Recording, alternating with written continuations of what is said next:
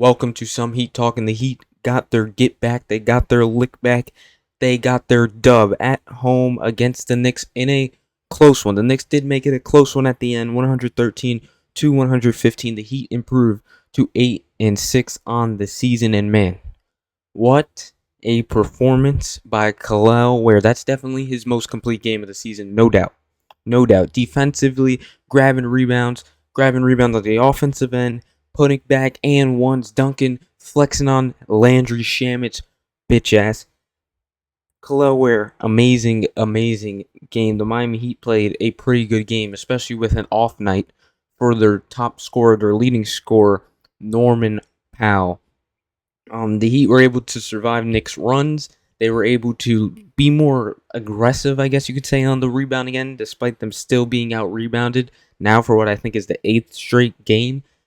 But that's a different story. You know, they got the rebounds when they wanted, then when they needed them most. Kel'el Ware was a menace on the boards with leading the Heat with 14 rebounds. Of course, Karl-Anthony Towns actually had 15, so he was leading the game. But also, Karl-Anthony Towns was able to be contained tonight, 22 points. He was in foul trouble towards the third quarter, fourth quarter time of the game.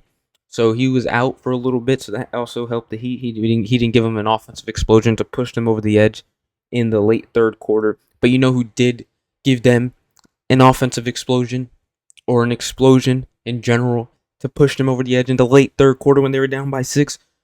A dog, Drew Smith. Drew Smith, man. I had to shout out Drew Smith. He's not going to be my player of the game, but I had to show some love to Drew Smith, hitting 2 big threes to pull the Heat within a tie. It was 81-75, then he hit the 2 threes, and then he got a steal back on the other end, leading to what I believe was a Jaquez or Fontecchio bucket, which was amazing. He gave the Heat that spark in the late third quarter to be able to get a lead going into the fourth quarter. And from there, honestly, the Heat, it was close. Then they're finally able to pull away, and Davion Mitchell with the great fourth quarter, man, smothering Deuce McBride, Miles McBride. I hate him. I thought we were going to have another night of another Knicks shooting guard going absolutely insane, which he did go insane, 25 points for Miles McBride. And then you had Jordan Clarkson, who gives us hell, with 14 points. Landry Shamet, he didn't have 35. He had 10 points. So we still got buckets on by the Knicks role-playing shooting guards, which was very annoying. And he was the one that did make it close at the end, hitting clutch 3. But you know what? It's fine. We got the dub. It doesn't matter. And Davion Mitchell was able to contain Miles McBride to not go on for a Landry Shamet type performance by smothering him, giving him no space to breathe, and getting buckets also in this game and in the fourth quarter. Having a clutch and one to start that Heat run towards the end of the fourth quarter. Davion Mitchell had 18 points. He hit 2 threes and was 7 of 12 from the field with 5 assists.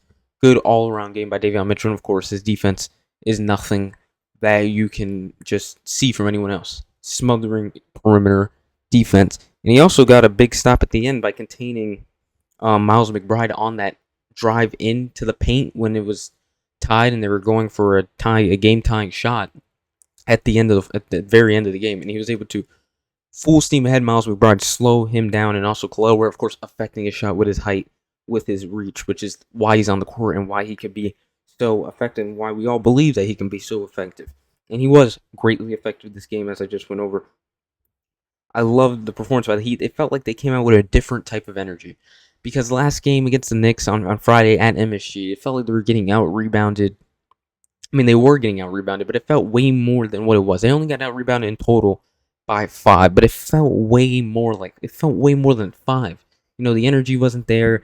Landry Shamet was giving us buckets. Josh Hart was being annoying. Cat was giving us buckets. It was just not the energy. But I felt like we came out with a different type of energy to try and dominate on the boards. Even though we didn't dominate on the boards, we tried. And in the first quarter, it was pretty effective. They didn't have an offensive rebound to the very end, and Drew Smith swiped it right away from Mitchell Robinson. So they had like 2 offensive boards in the first quarter, and Mitchell Robinson's very effective at getting offensive boards, so that's why it's pretty good to do that. And Kel'el Ware had like 4 offensive boards in the first quarter, which was great. He finished with 6 offensive boards in total, which is amazing. That's the way you tell how effective a center is being, especially against their matchup. The way they're getting the offensive rebounds. Everybody can, a lot of centers can go get the defensive rebound after a miss when people are running back in transition, all of that. But it's really effective when you can get the offensive rebounds and you give your team the opportunity to get second chance points. And that's the reason the Knicks were able to climb back in it, because they were getting those second chance points. They had that cat 3 off of a second chance point, and that's what leads to, big buckets and big shots and important shots. So, despite the Knicks getting that offensive rebound, that offensive chance, and converting, the Miami Heat were still able to put a great defense of possession at the end of the game. And the refs try to hoe us at the end. Like, these refs against the Knicks have been awful. I thought they had to have Knicks money line or something, because each 2 games against the Knicks, Friday and Monday, have been absolutely terribly officiated. Josh Hart plays football while playing basketball. Like, he's allowed to do it, though. That's the problem. He's allowed to do it. Stepping out of bounds twice. His foot was clearly out of bounds twice, and the refs are just looking straight ahead, not looking at the sideline where you're supposed to be looking to make sure he's not out of bounds. He's constantly complaining. I don't know what the tech was for. That looked like a weird tech that they gave him. Thank God they did, but he's complaining constantly about everything, being annoying. I mean, he's getting every call. It's not like he's getting benefited from this. He plays a different level of he plays a different style of basketball than everybody else, and gets away with it. He's out here playing like a running back and traveling and stepping out of bounds. He doesn't have any boundaries. The refs can allow Josh Hart to do whatever he wants, while the refs also try to hold the Heat at the end of the game by calling that Kel'el Ware clearly a block. They try to call that a goaltending when the ball was clearly at the peak. It wasn't even on the descent at all. That thing was ascending. It wasn't even at the peak yet.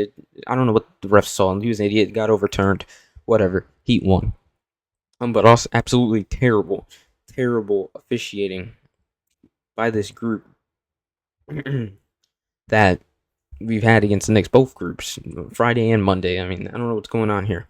The Knicks were without Jalen Brunson, OG Anunoby, just like on Friday. And Cat being the main scorer, we were able to stop him, control him, only 22 points. But also the Knicks were able to stop and control the Heat to 115 points, which is weird to say that the Heat were stopped and controlled to 115 points in this game, because the Heat are usually, if you say the Heat are stopped and controlled, it's to 80 points. 115 would be a crazy night if it was any other season besides this season, because the Knicks were playing a 2-3 zone a lot in this game, and it was very affected by the Miami Heat. Something you don't see often. A lot of teams don't run zone anymore in the NBA, and it's interesting to see against this new offense that we have, and it was able to kind of control it, but we were trying to play to as much pace as we could in this game, and we were able, of course, to pace out the victory and get the victory.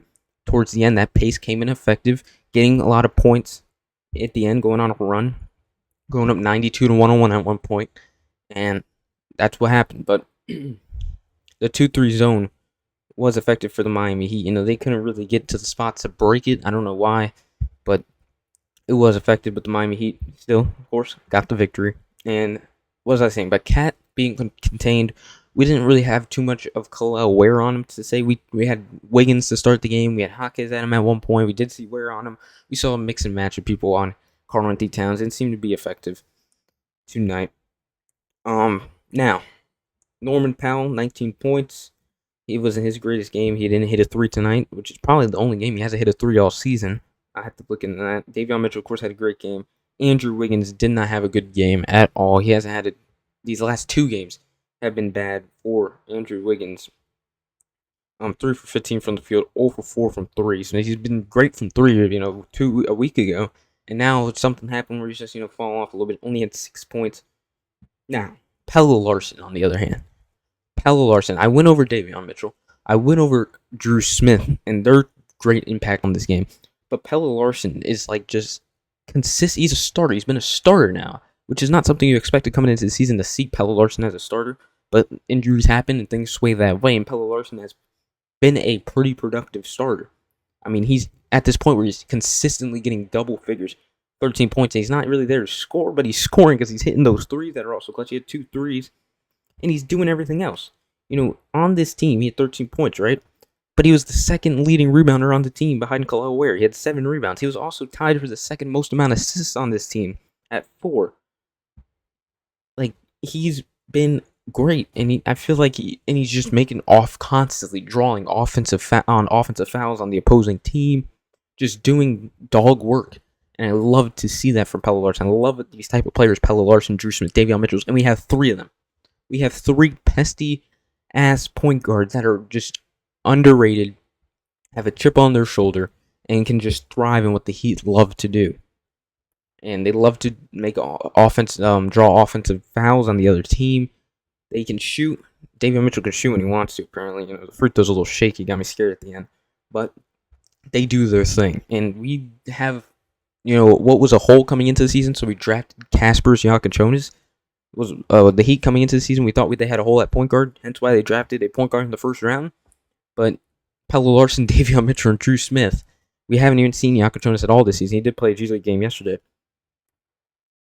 Have been amazing. And Tyler Hero might have to fit into like a point guard role this season also, coming into the starting lineup if we do start Bam and Kel'el Ware at the same time. So we'll have 4 great point guards and still have a first rounder in the G League this season, which is amazing considering the main hole was a point guard coming into the season.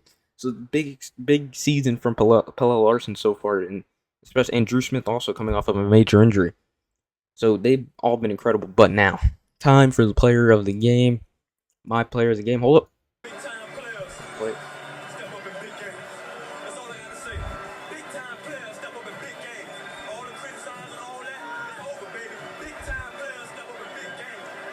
The big time player that stepped up for this big game against the New York Knicks, I'm going to give it to Kel'el Ware.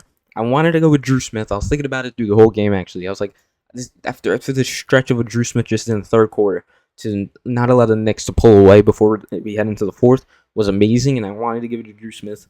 I love to give it to the unexpected players, but I think Kel'el Ware is an unexpected player, and I think he's a great player to give it to. 16 points, 14 rebounds, playing great throughout the whole game, showing emotion. As I said, his most complete game of the season. 3 blocks, 3 important and significant blocks. Great on the offensive rebounds, 6 offensive rebounds. He was amazing. He was great. He was playing with intensity, playing with emotion. I don't know what Udonis Haslem told him, texted him after the Knicks game on Friday, but it worked. I don't know what he texted him, what he told him, but he said he texted him, and he must have told him something happened, something was clicking. He was playing with emotion, and that emotion carried over greatly into his play. So Kel'el Ware is my player of the game, but I'd like to shout out Drew Smith, as I just said, and Davion Mitchell, who are great. And there's a lot of players I want to talk about, honestly, if I just want to keep on going. Simon Fontecchio. He's been great. His role to come off the bench is to shoot that shit. Shoot or shoot. Put that shit up, and it works. 4 threes. Great. And he's also diming. He was dropping some dimes this game. Sneaky little 3 assists. He also had 4 rebounds this game.